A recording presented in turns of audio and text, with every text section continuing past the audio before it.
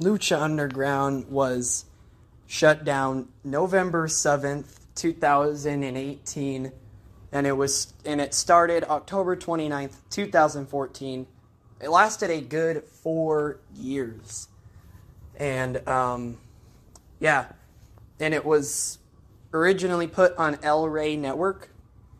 So it was nice to have something awesome to watch. Now, I have never watched Lucha Underground live. As if I did, I would have been really young if I did. But I don't ever remember watching Lucha Underground. But I have watched season 1 all the way through season 4 on Amazon Prime. And all I have to say is Lucha Underground was awesome. There were so many good moments and there were so many big things that were happening. I have 3 main reasons why I enjoyed Lucha Underground. I'll do another video of 3 things what I didn't like about Lucha Underground as well.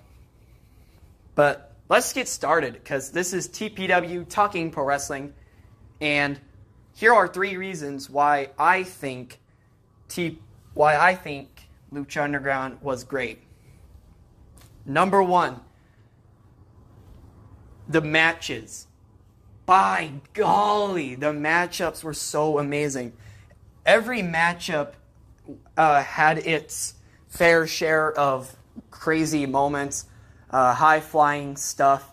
You would see, if you didn't see Prince Puma jumping off the top rope doing 630s, and if you then you were watching Brian Cage, who was known as Cage at the time, doing moonsaults on top of people like King Cuerno. Like, holy crap, this was something huge that happened. Lucha Underground was amazing with these matchups. They booked amazing matchups. And that's what was exciting about Lucha Underground. That's what was so great about it. They booked so many good matches.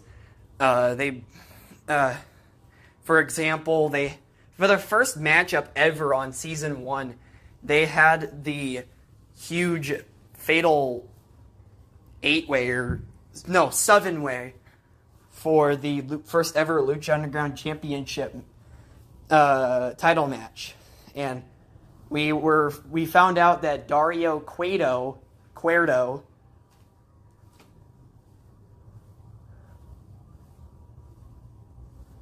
King Cueto, not King Cueto, Dario Cueto, he was the one in charge of all this.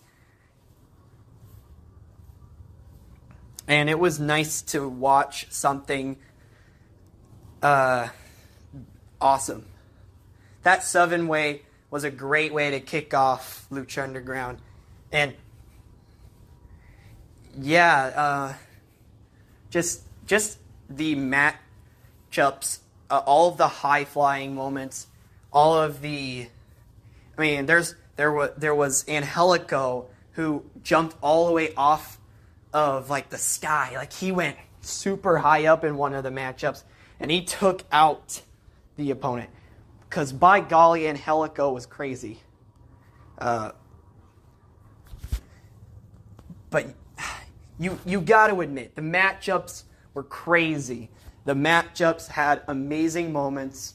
There wasn't a matchup in my eyes where I was like, there wasn't many matchups in my eyes where I was like, I absolutely hate this. This sucks. I've watched a lot of Lucha Underground's matchups because I've watched all of them. I've watched season 1 through season 4. But by golly, so much craziness that happened. Oh, if I were to watch Lucha Underground in its entirety, all over again, I would definitely be there again for the matches, because that was something you can't deny was one of the best things that Lucha Underground had. Number 2, the talent that they had. The talent was something great that Lucha Underground had as a whole, because you had people like Cage, you had Willie Mack, or Mac now, or Mac then, and then you had Pentagon Dark, you had Johnny Mundo, Mil Muertes, Phoenix, Evilise, Son of Havoc, Katrina, Drago, King Cuerno, Killshot, and countless other talent that was a part of it. Yeah. There was so much of amazing talent on Lucha Underground, and you were watching these people doing crazy stuff. You were watching these people with amazing storylines. You were watching these people, and most of these talent now are huge stars. For example, Cage. He's now Brian Cage. He's a part of the Embassy now. And then we have Prince Puma, who is now Ricochet in the WWE. And we have Evilise. Well, I don't really know about her. She's not really much of a star. Sorry. Then there's Pentagon Dark, also now known as Penta Oscuro. Like, and then there's Johnny Mundo, who was John Morrison and then got released and is right now injured, but he's still a huge star. Like, there's so many of these stars that were a part of Lucha Underground that weren't as well known, that became big stars now. I think Lucha Underground helped these people become big stars too. Although not many people watched Lucha Underground, I do think without Lucha Underground, I don't think as many of these stars that were on Lucha Underground, I don't think they'd be here right now. Like, I don't think Pentagon Dark would be on AEW right now. I don't think Mil Muertes would be in MLW. I don't think the Mac would be, or Willie Mack now, I don't think he would be on any kind of programming. Killshot, which is now, who is now Swerve Strickland. I don't think he'd come to WWE. I do think he may still be in AEW, though. And Angelico. I don't think Angelico would be in AEW without Lucha being in Lucha Underground. Like Lucha Underground brought these guys to the top. These girls, these guys, they were all top stars. There was really no bad person on the roster, on their roster.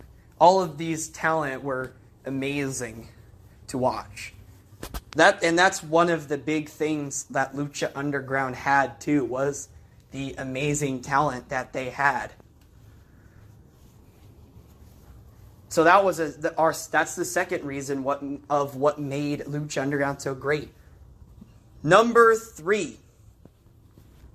Now this final one is a big deal breaker for me. Championship titles. Now, I know that Lucha Underground didn't have many championship titles because they had the Lucha Underground. They had the Lucha Underground World Championship. They had the Gift of the Gods Championship.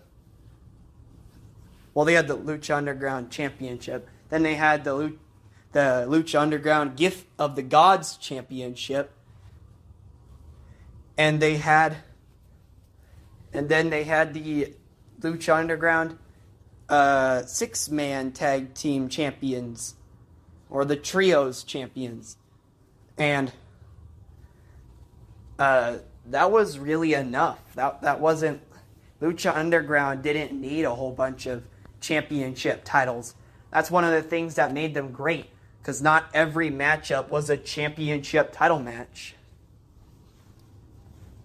They had 3 titles and with a pretty decent sized roster, and it wasn't overloading with titles and not having just titles matches, or it wasn't overloaded with titles and not having enough titles matches. Like they booked all 3 of these championships the right way for the most part, and making Prince Puma the first ever Lucha Underground champion. That must have been a huge moment for people who were watching Lucha Underground live. And then there's the first ever trios champions. We have Angelico, Ivelisse, and Son of Havoc, the first ever trios champions. And really, those 3 became big stars when the trio... Basically, those 3 became big stars when the trios championships were there. The trios champions made these 3 a big part of the Lucha Underground roster. And then we have the Gift of the Gods championship, and that was one of the best championships that I've ever seen that has been booked. So, yeah. The first ever Lucha Underground Gift of the Gods champion was Phoenix. And that kind of tells you something. That tells you how impressive Phoenix really is. But, and also one thing that I also noticed within Lucha Underground Championship title belts was the fact that each title looked different. The Lucha Underground Championship, it had like a generic feel, but it also had like a classic older days feel, while also standing out from other championship title belts at the exact same time, all at once. Like the look of the Lucha Underground Championship, just magnifique. And then we have the Lucha Underground Trios Championship, and by golly, just take a look at that. Take a look at this. Oh wait, you can't. That's right.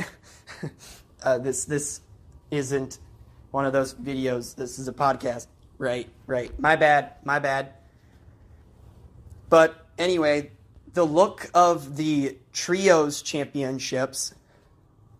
I mean, the Trios titles, they don't look the greatest, but it still stood out from the Lucha Underground Championship, and it still stood out from the Lucha Underground Gift of the Gods Championship. And it still did its job, because it still looked great. There was a red strap. And we don't see red straps often. And then it still had the gold plate, and it still stood out.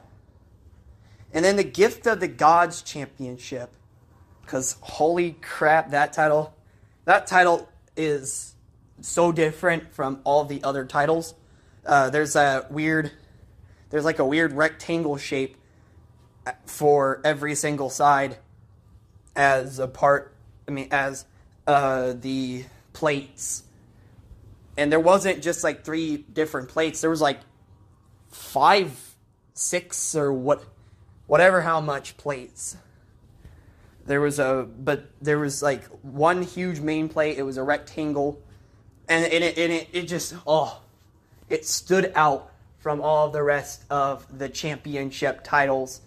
And yeah, the championship titles were just, they were booked so well as well, these matchups.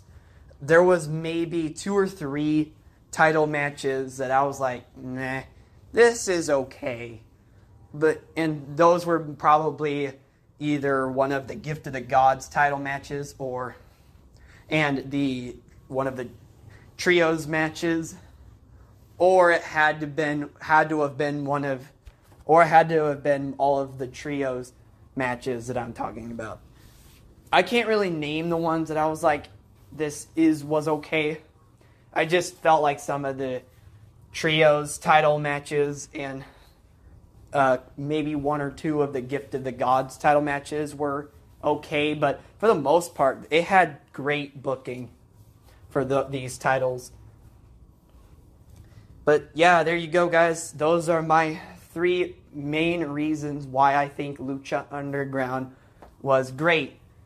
Coming soon after this, I will put out a video, an episode, telling you guys why I think Lucha Underground, 3 reasons what I didn't like about Lucha Underground and what put it down as well. Because Lucha Underground had some things that I didn't really enjoy. But anyway, thank you all for watching. This is TPW Talking Pro Wrestling. I'll see you guys next time.